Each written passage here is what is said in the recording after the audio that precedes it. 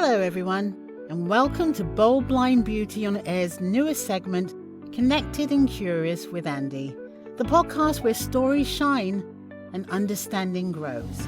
I'm your host, Andy Chadwick, and together we're diving into the lives of incredible blind and visually impaired individuals who are changing the world in big and small ways. Here, we ask the questions, share the laughs, explore the challenges, and celebrate the triumphs without judgment, with curiosity and with heart. Whether you're sighted and you want to learn, or blind and you want to be understood, or educate, this is your safe space to listen, learn, laugh, cry sometimes, and connect, where curiosity is always welcome and no question is off the table. So, let's get connected, let's get curious, and let's jump into today's episode. Hello everyone, welcome to Connected and Curious with Andy. And today I am absolutely excited, ecstatic, giddy, nervous, all the above. I have the fantastic, wonderful Roy Samuelson with us. He has so many credits to his name. So just to give you a little bit of a background, Roy has thousands of AD credits across Netflix, HBO Max, Disney, A24, and other major studios. He transforms accessibility from a compliance checkbox into a creative and strategic advantage. The work became personal when a close friend lost his eyesight, and they stayed connected, laughing and debating their favorite shows because AD was good enough to carry the experience, and Roy makes it possible. He's been closing the gap ever since. RoySamuelson.com for the AD Playback Lounge, a membership-based audio description performance practice place. Roy, he's pretty awesome. So I'm giving him a little bit of I'm cheering, I'm fanning right now.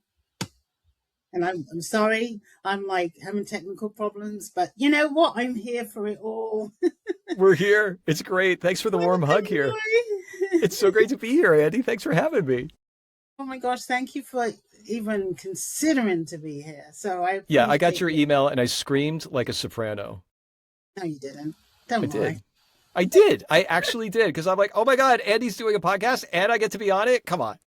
Oh my God. Oh my God. I'm very ecstatic right now. Yeah, I'm really giddy. So, but I want everybody to get to know you, Roy, in a personal manner. Here we go. Let's get soft and. What you got for me, Andy? Yeah, let's get going. So, you know, I kind of did a little introduction, but tell us about yourself. Tell us where you're from and how do you get here? How did I get here? I came from Pennsylvania many, many years ago, and I've been living in Los Angeles for a really long time. This is 30 years now, and it's gone by so fast. Maybe it's because things have been happening, and I haven't really been clocking those individual moments. Yeah. I really love the people here, the dear friends, the colleagues that I get to work with, and especially in the last 5 or 6 years, being able to connect with more people outside of this particular location, thanks to Zoom and everything. Yeah. It's been wonderful. So about me, the big thing on the career side is I ensure that blind people enjoy watching video, and that enjoyment is the thing that I think is the secret sauce. You do have the secret sauce. You really do. Oh my God. So I am going to ask a few questions, if you don't mind. Not in any particular order, but I just want to ping some things with you and, get your point of view. So you help bring stories to life for people who can't see them. But what's a moment in your own life that you wish someone had audio described for you? You know what? I love this question. I'm going to start off by saying that I'm wearing a maroon t-shirt underneath a gray long sleeve, kind of striped textured shirt. And that maroon is the color of passion.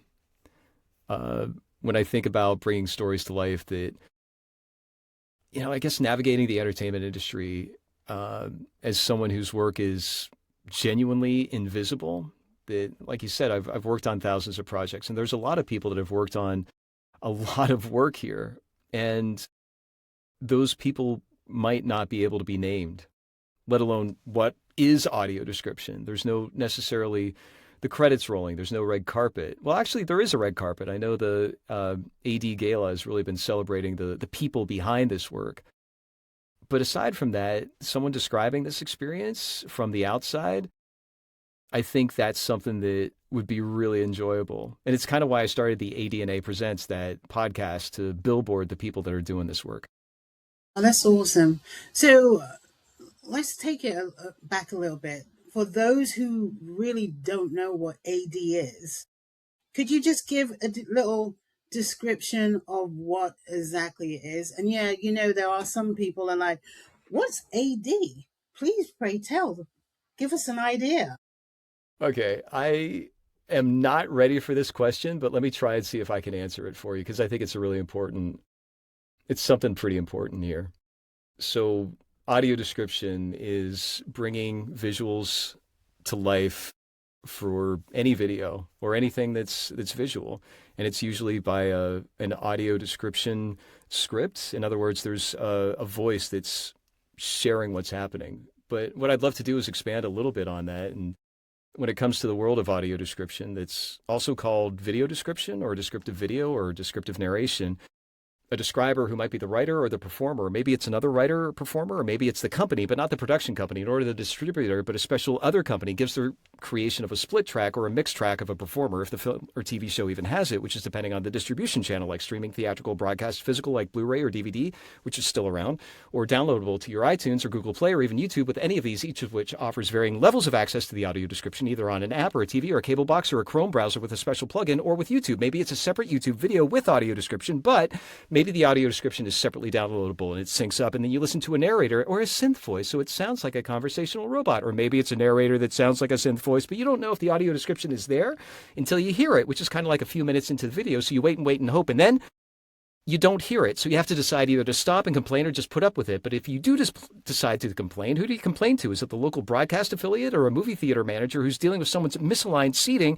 Or do you contact one of the 47 plus streaming services by email, message, TikTok, or Facebook, a direct message on X, or by phone? Ugh. But to find that phone, you have to hunt down a number, and you go through that number, go through a press 1, press 3, sorry, your call cannot be completed as dialed, or try a different number. And is that the main line? Okay, another press 4, press 0. Oh, good, it's a real person. It goes something like this. You say, yeah, my speakers are working.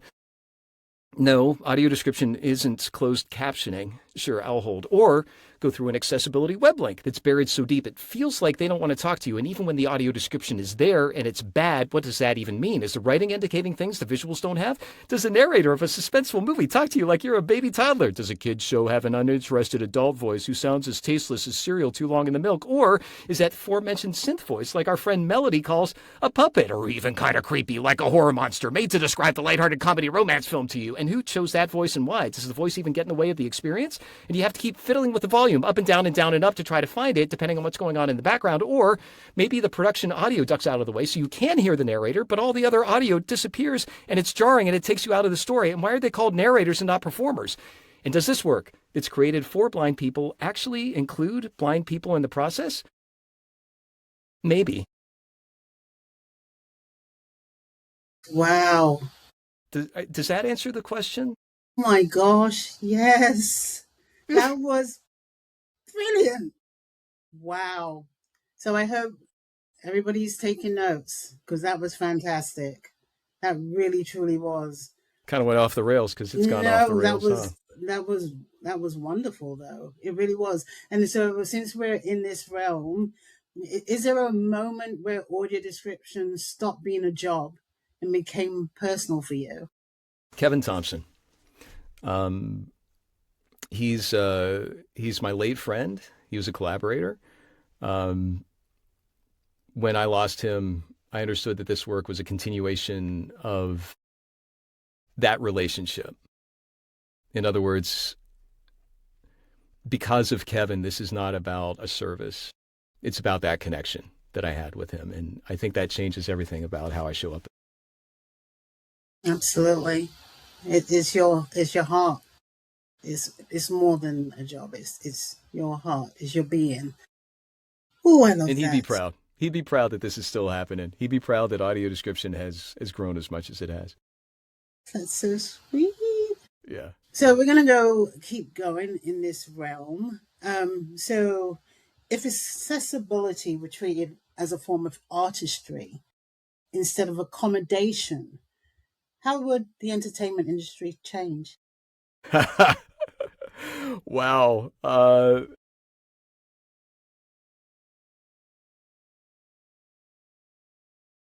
I'm thinking about the process, and I think that audio description would not be in the distribution side, which thankfully distribution has handled this, that they've created the pathway, the process, Yeah, distribution, like the streaming services primarily. yeah. If this work was treated as artistry, I think the home for audio description would be in production or post production, and that means that audio description writers would be on set, which by the way happens on a lot of shows now. This is Oh, not good. new. I think the stories would be shaped with blind audiences in mind from the very beginning and not Yeah, retrofitted afterward. yeah, yeah, yeah. Yeah. I love that. And I think, we talked about invisibility earlier. I think audio description would be seamless. And there's something about seamlessness that has to do with craft. Maybe I'm thinking about the t-shirt quilt that my friend mom made for me of all my favorite t-shirts, that Oh, seamlessness, it's yeah. like it just looks like it's supposed to be a part of it. Yeah, it's patchwork, but it's a thing. And I think when audio description performers understand the difference between that seamless performance and an invisible performance, Yeah, I think something shifts. that's so beautiful. That's so It's a great beautiful. question. Thank you for asking.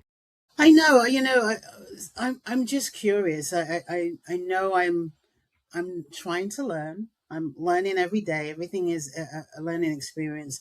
But you're in the trenches, and when I say that, you are there all the time, and you're seeing and you're building, you're creating, and you're opening doors for people, blind, visually impaired, because though we have such talent out there, so you're opening those doors for everybody. So I just was curious. And I'm gonna say something else when it comes to, because you have so many titles, Roy. I'm just going to say this.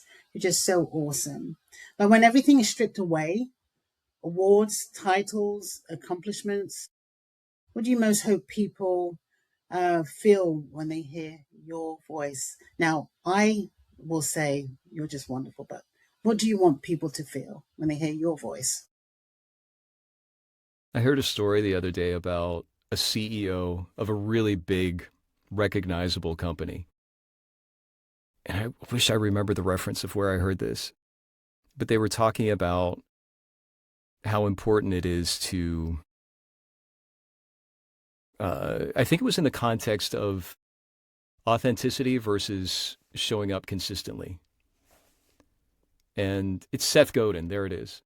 And Seth Godin was talking about how this CEO was talking about consistency. And it had to do with the hospitality industry. And at the end of the talk, the CEO went over to the other people that were on the panel and bussed their coffee mugs and plates to where they needed to go. That Oh, act of service came from hospitality. And hearing that story, I locked in on hospitality, that there's this sense of welcoming someone mhm. into an experience that they'd otherwise be excluded from. And I carry the weight of that. I get how important it is to be present to that sense. So, yeah, it's similar to service, but I don't like the idea of service, because there's this, I like the concept of service. Let me be explicitly clear. But when it comes to service, there is this, it's almost like a status thing, which makes me really uncomfortable. And I think hospitality frames it in a way that's more platforming the audience instead of what I'm giving the audience. And so, the craft of audio description, that's obviously what I deeply care about. But the takeaway from that craft is not, look how good I did this craft. It's someone, like, I want somebody to say, somebody made room for me here and I belong in the story. I want them to say, I belong in the story. I want them to say, somebody made room. And that's like going to a hotel room and somebody made the bed so you don't have to make the bed again. I don't know. I'm comparing myself to a hospital. No, or, no, no. But yeah. Totally understood. Yeah. Totally understood.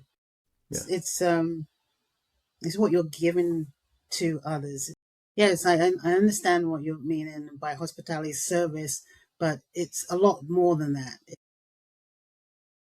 You're giving a hand, you're reaching out. Yeah, I love that. So, all of these things that you're doing, sir, and you're an author. We have to talk about your book. We have to talk about the book? We have to.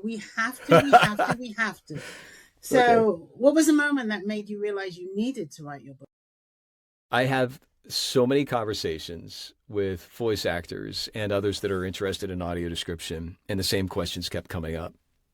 And with those same questions, it's like, there's something here. Like, people were responding. And, I also think that some of the facilities that are creating audio description, there's also some assumptions there. And there wasn't a resource to share with what I believe audio description performance for film and TV is about. Yeah. And so I didn't want the conversation to end. I wanted to continue. And so the book's there. It's like, it's this launching pad. And I think with that book as a launching pad, it leads pretty naturally into the AD Playback Lounge. And that's what I've been working on for the last 6 or 7 months now, to use those concepts that we talk about in the book and make it actually practical. Can you talk about the AD Playback Lounge right now? I'd love to. Yeah. So I've been coaching for quite a long time, and there's a lot of times where people aren't available to make a certain virtual workshop, or there's this excitement of getting into audio description at the end of a class or a workshop. And then it's like, well, what do I do with it? Now what? I want to keep going. And it's like, it's like this deflated balloon. And there's also a lot of people that were getting opportunities to perform audio description and they weren't ready. And so all three of those kind of sausaged themselves together and squished into this idea of a membership. And an advisor of mine had suggested it, which is basically a monthly subscription where everyone gets an hour of coaching, group coaching. Everybody gets an hour of training for audio description every month. And then every week, there's an audio description script and a scene from a film or TV show. And we workshop different aspects of audio description. So the idea is that when those opportunities come up, people are ready. And if somebody can't make a live recording, it's available for them. So it's like opt in when you're ready. And it's something that I wish I had when I started in audio description, to be able to have that practiced, because conceptually I can understand it, but until my body actually experiences it, I think that's the thing that was missing. And I really appreciate the people that are in the lounge as members, because there is this rising tide lifts all ships, that there's that sense of support and community and feedback for not I'm better than you, but like, hey, here's something I heard. Is this what you wanted? And so there's this creative kind of tinkering, collaborative tinkering. I just made that up. So that's the AD Playback Lounge. And I love that. I'm hopefully able to join soon. That's my goal. That's my goal. And that's what you said, right? There's it's community. There's people there that can help one another. I think um, audio description is it's such an art too, right? But until you know um, how it feels, how you should behave, stand, and if you're around people that are doing it and can help, I think that's wonderful. So if somebody's interested about the AD playbook, how would one get connected?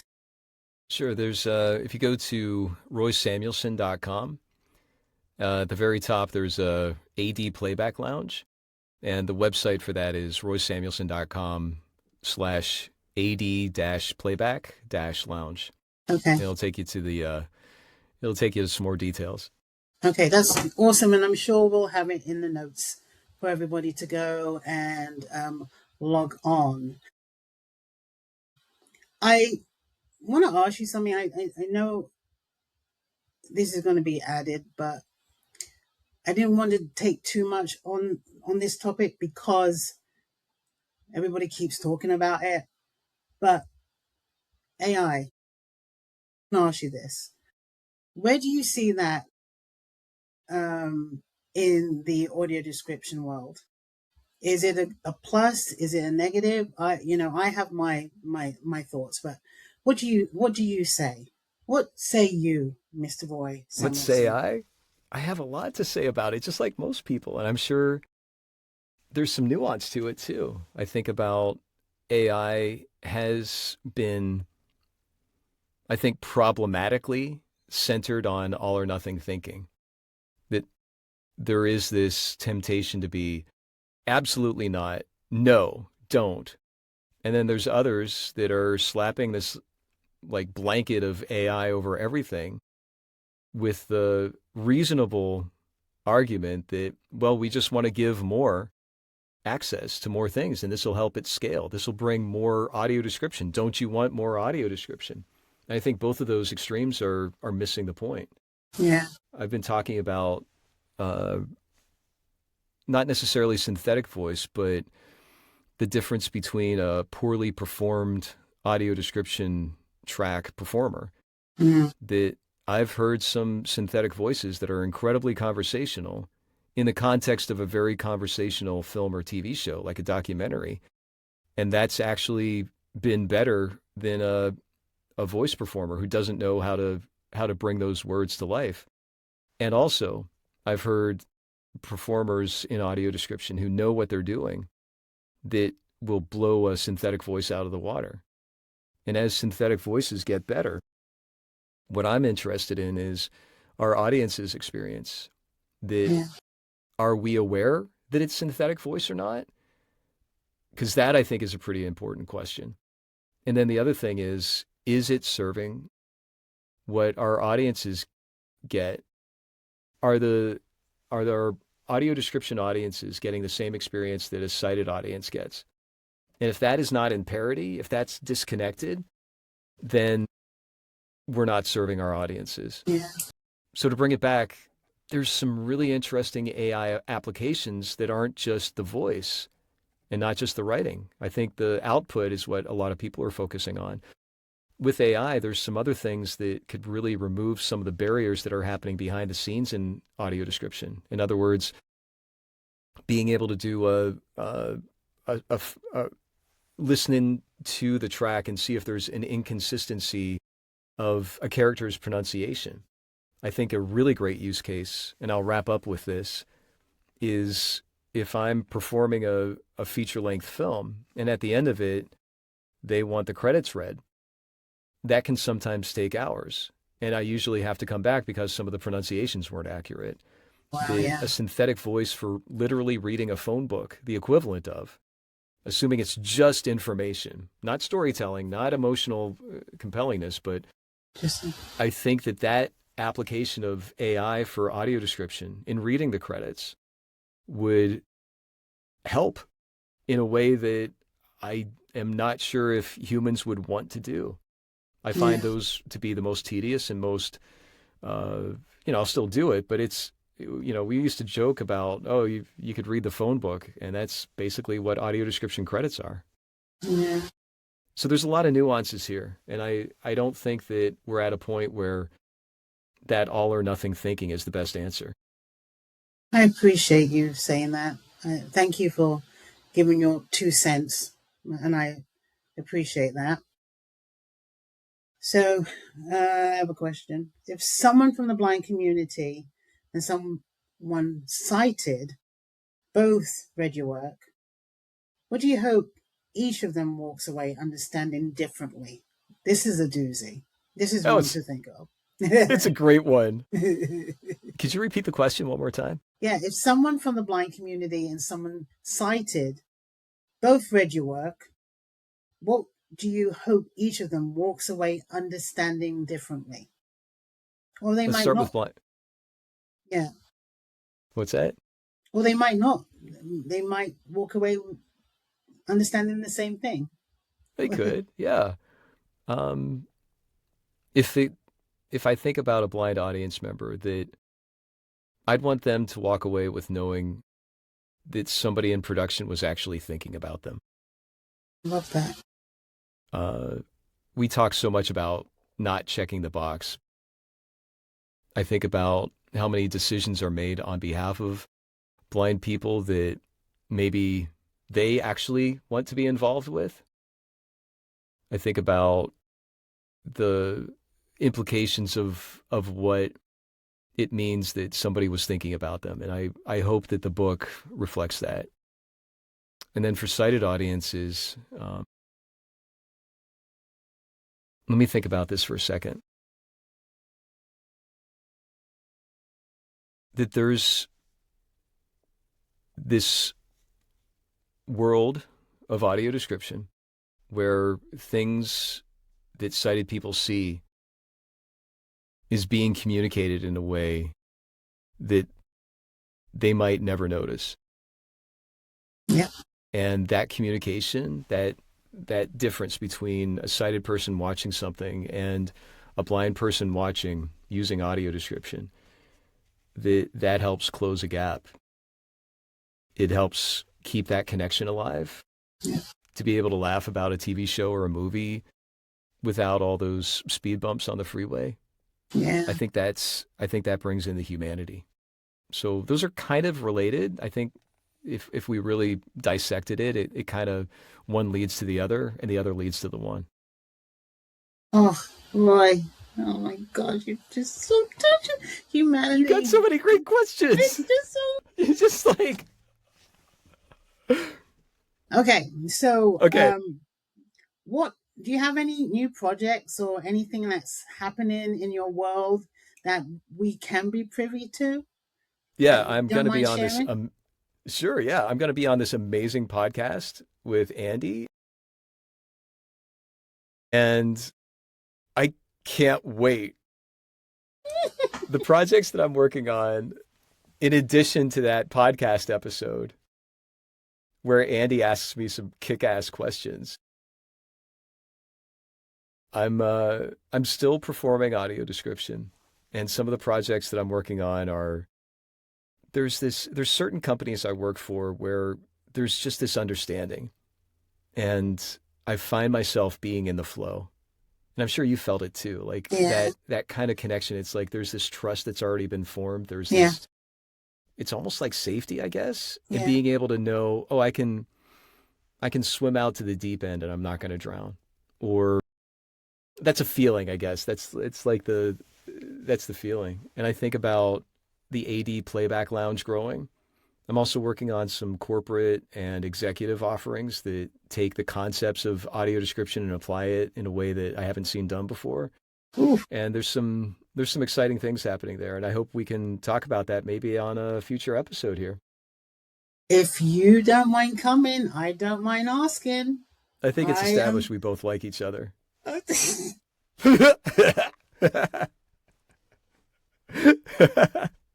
Have a walk on. Can I give you a walk on? Can I What's that? before we leave and we Sure. go? I'd love to ask you this one question. So if Yeah. someone is listening right now could experience the world the way you do, even for just one iota, one moment, what would you want them to notice and maybe feel or understand about what you see the world in your lens?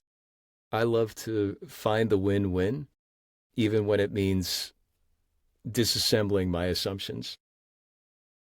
I love That's the first that. thing that comes to mind.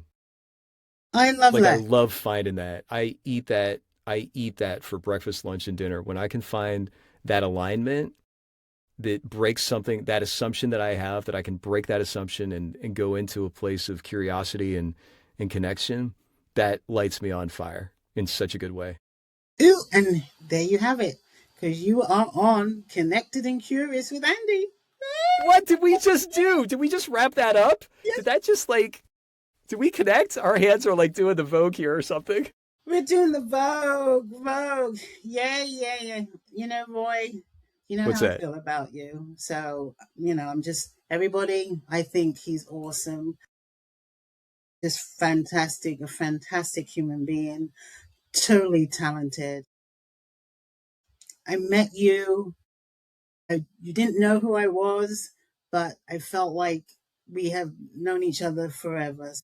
That was in Sovers. I finally met you face to That's face. right. Yep, yep, And yep. I and we connected through the illustrious, talented, beautiful, and amazing, funny as anything, Yes, Stephanie McCoy, founder and Stephanie creator, McCoy of Bold Blind Bold Blind Beauty Beauty on the t-shirt. on the t-shirt. Yes, she is definitely our connector. So I appreciate Steph with all my heart.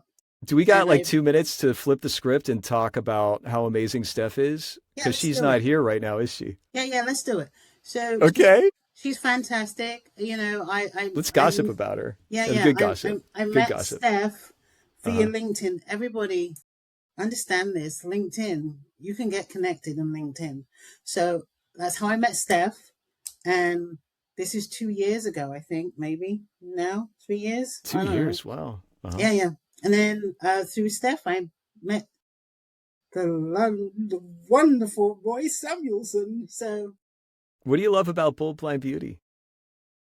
I love it's family to me. Yeah. Yeah. I came on as a volunteer, and they're just family. The ladies are wonderful. We check on each other, and like I said, it was from a LinkedIn post that I reached out and made a comment. And initially, for me, I was researching information for my mum because my mum was having eyesight issues, and that's how it all started. That's how my whole journey started. So this is very important to me. This is heart. This is love. This is everything. So, the fact, Roy, that you are here on this podcast that I dreamt up one day, and Steph was so gracious and said to me, you know, we should do this. And I'm like, no, absolutely not. And she's like, yes, why not? And then, and then it was born. So, my, you know, I have a great respect and I adore Steph. And here's where we are. I love it. Yes, yes. So Roy, if anybody wants to reach out to you, how do they do this? Go You, to roysamuelson.com. That's probably the best place. There's a little bit too much information. It needs to be tidied up a little bit, but I think you'll get a good sense of different offerings and perspectives. There's a blog there, and yeah, yeah, the blog's roysamuelson.com. fantastic. The blog is Thanks. fantastic, everybody. You really need to sign up and look at the because you send out fantastic information, really cool information, actually. Well, thanks. Yeah, yeah. Yeah, That newsletter, the weekly yeah, newsletter, I've really enjoyed that. yeah. Yeah. Wonderful, Thank wonderful. Okay, you. so before we say bye, Uh huh. cheerio to everybody. One last, you have one last thing to say about what you do. About what I do. Yeah. I interviewed Joanne Levine recently. She is the She basically created Al Jazeera English. And one of the things that she said about the challenges that she had in launching that was a conversation she had with a really close friend during some of the harder times when Al Jazeera was being, at least in the United States, treated in a way that it didn't deserve. And she said how she connected with this one friend, and it kept her going. And I've had some, as most people have had, challenging times in their lives. And I've found that my connections with people that I trust and have built that trust over years has really kept me going. And the founder of Bold Blind Beauty, Stephanie McCoy, is among those people. Oh my And gosh, I'm gonna. I treasure calling her a friend because it has gotten me through those times, those, Steph, those little things that she kind of throws off just like a casual thing. And it's like, Yeah, oh, yeah, okay. And I can take that next step. yeah. She is definitely my cheerleader. Um, she came into my life at the right time. So Nice. that's how we are going to end this That's the wonderful Steph. podcast. Thank you, Steph. Thank you, Stephanie McCoy, for everything that you do. It's been wonderful, Roy. You've made me smile. Thanks for having You me. made my night. Thank you, thank you, thank you. Thank you for being here. Bye, everybody. Hope that you come in, or would you tune in? Tune in next time. Uh-huh. And make sure you listen to this and like and comment. Comment. Tell me what you think about it. Bye, everyone. Thank you for tuning in to Bold Blind Beauty on the Air's Connected and Curious with Andy. I hope today's conversation left you inspired, educated, and a little more connected than before. Remember, curiosity brings us closer, and every story shines a light. Until next time, stay connected, stay curious, and keep shining.